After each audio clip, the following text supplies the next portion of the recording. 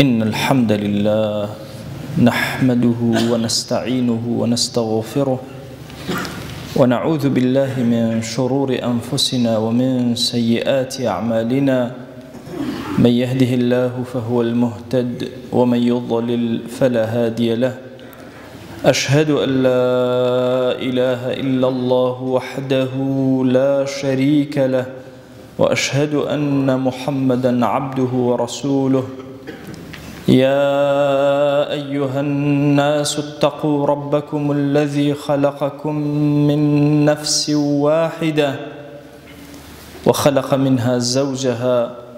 وبث منهما رجالا كثيرا ونساء، واتقوا الله الذي تساءلون به والأرحام إن الله كان عليكم رقيبا. لپاش سپاس و ستایشێکی بێهامتا بۆ کردگاری مەزن و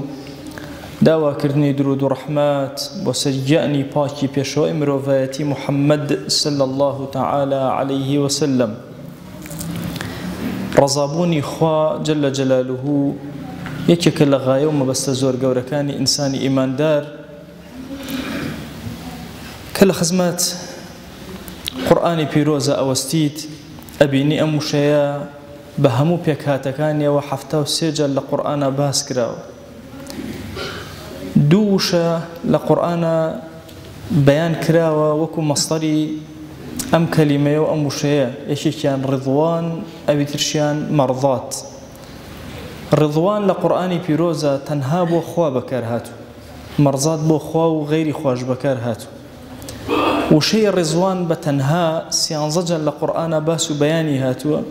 هەر هەمووشی مەربوطە بە خواوە جل جلاله. بۆیە عولەما ئەفەرموون لە نێوان ئەم دوو وشەیە جیاوازیەکە چییە؟ خۆ هەردووکیان هەر مەستەرن و هەر یەکشتن و هەر لە یەک بابن. ئەفەرموون ڕضوان بە معنای ئەعظەمترین و گەورەترینی ڕضا دێ، ئەکمەلترین و کامڵترینی ڕضا دێ. بۆیە فەرموویانە الرضوان أعظم الرضا وأكبره وأكمله. گەورەترین و کامڵترینی جۆرەکانی ڕەزامەندی لە خواوەیە بۆ عەبدەکان، نەک لە عەبدەکانەوە بۆ خوا. ئەوە بابەتێکی زۆر گرنگە ئێمە ئیماندار کە لە خزمەتی قورئانە ئەوەستین ئەبینی بە نمونە لە باسی مەرضاتە بۆ خۆ بۆ غەیری خوای بەکارهێنێ. ئەفەرمێت تەبتەغی مەرضاتە ئەزواجیکە، مەرضاتی بۆ ئەزواجی پێغەمبەرگیان صلی الله عليه وسلم بەکارهێناوە. ومن الناس من يشري نفسه ابتغاء مرضات الله، مرضاتي بو خوش بكار هناوة. بلام لرضوانا أفرمي للذين اتقوا عند ربهم جنات تجري من تحتها الأنهار خالدين فيها وأزواج مطهرة ورضوان من الله أكبر. علماء أفرمون آية بهشت قورة ريا رضوان إخوة بدليل أماية مباركة. ئیمامی ئالوسی ئەفەرمێ ڕضوانی خوا جەل جەلاله لە بەهەشتیش گەورەترە.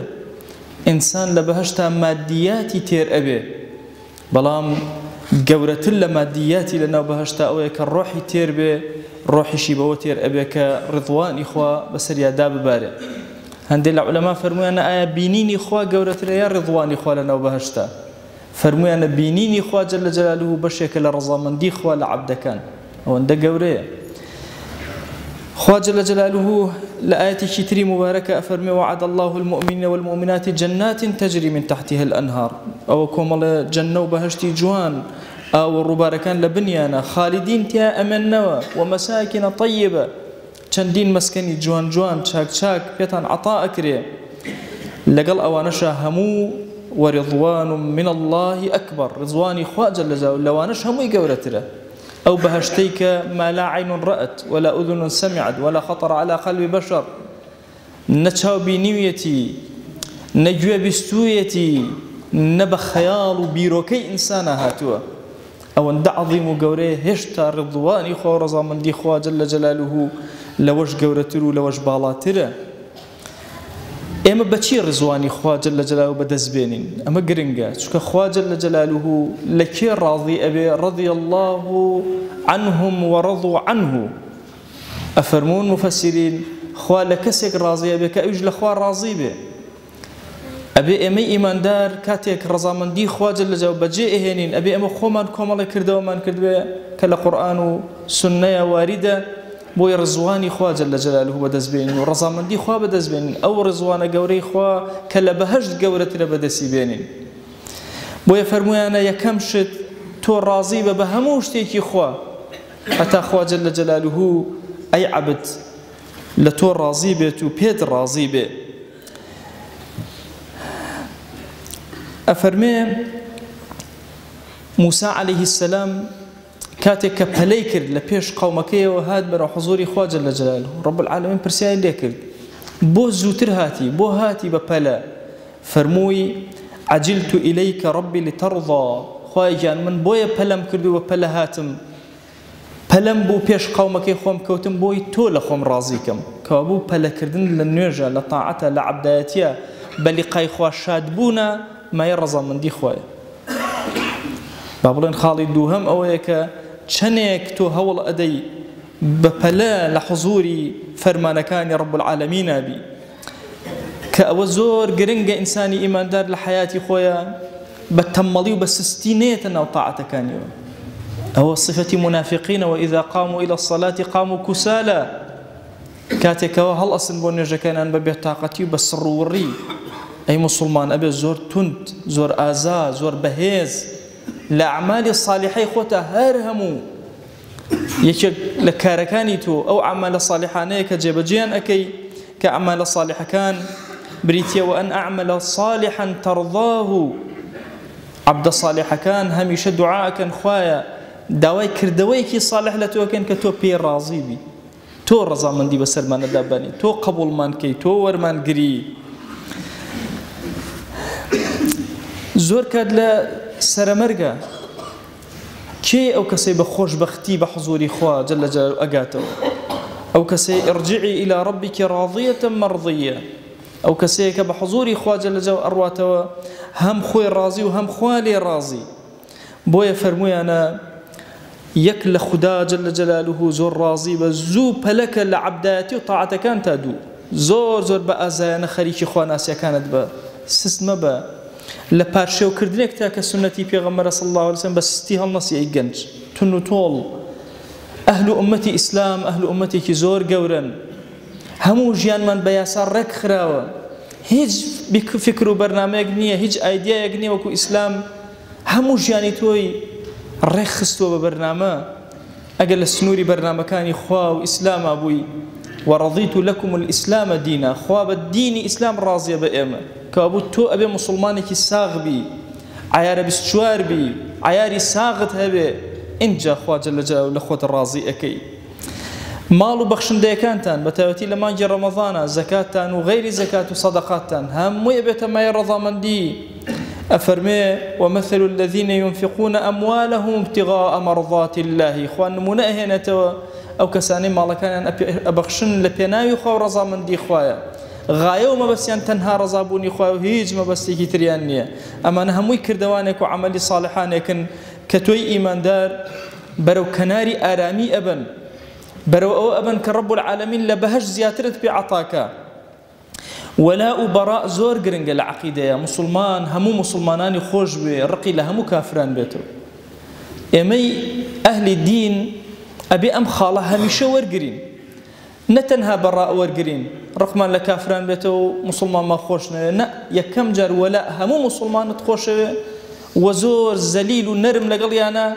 لقل كافران يشا أو بري عداء أبي ودجمنايتيد أبي وبراء أبي لبناشيا زور بهيز وتند لقليانا أفرمي محمد رسول الله والذين آمنوا معه أشداء على الكفار رحماء بينهم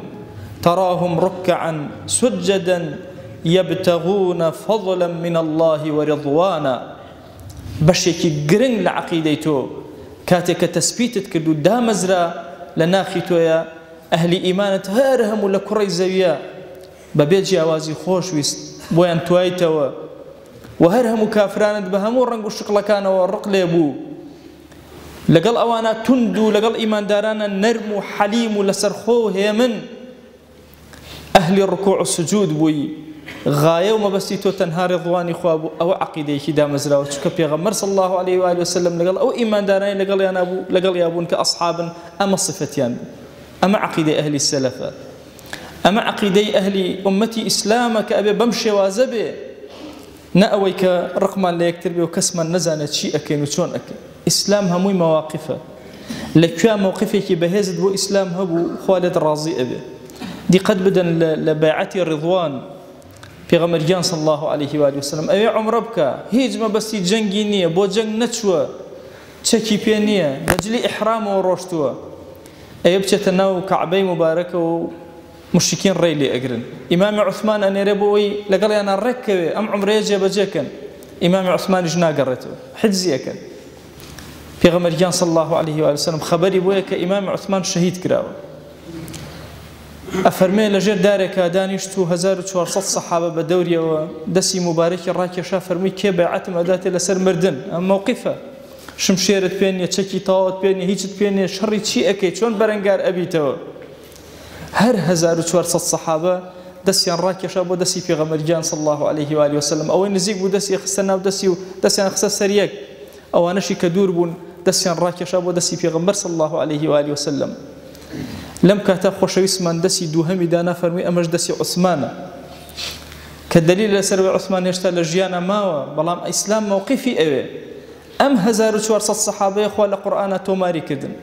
أفرمي لقد رضي الله عن المؤمنين إذ يبايعونك تحت الشجرة أو إيمان داني لجير دارك يا بيعتي أن بتو داخولي عن راضي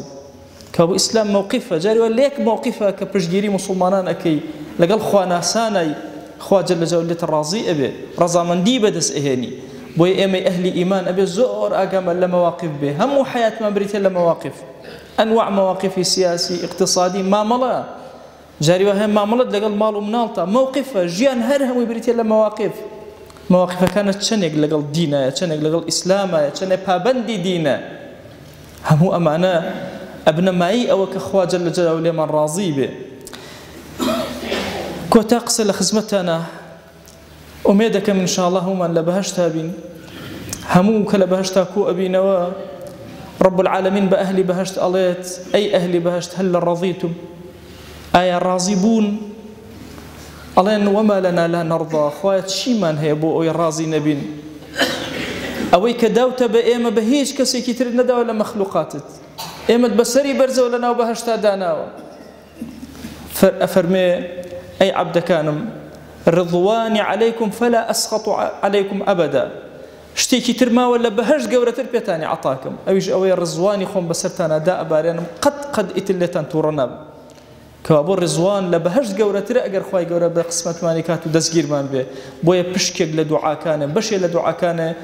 أو بكوا خواي رضواني خود بسرمانا بباريني وبشيق لخواناسي وطاعتي تو قران ببدواي أوشتانا كما يرزا من دي رب العالمين خواي جان لت أبارينو لت ألالينو برحمتي خوتو بزي خوت خواي لمن راضيبا يا إلهي داود لأكين بناوي جواند وصفتي برز باسم عظمت درقا كاني خير بسرمانا بكروا لهمو قناها كان من ببورا لما جاء رمضان دا بزماني برجو لروجيكي مباركي جمعية هاتون تحضوري تو قوري خوت محروم من مكل بركات ورحماتي خوت يا رب العالمين إلهي قرفت كان من شار سرك أو من بحال مال دارك أو من بمنال في عطاك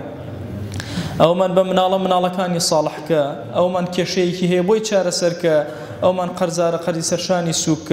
أو من كم رزق حلال زيادك إلهي أو من نخوش الشفاء بنيرة يا إلهي داود لأكين أو من قناه بار يا إلهي لي خوجبا أو من بقناهك جوزاو خوي بيشار سرناكري خوي توشار سريك يا رب العالمين خوي بخاتي قوري خود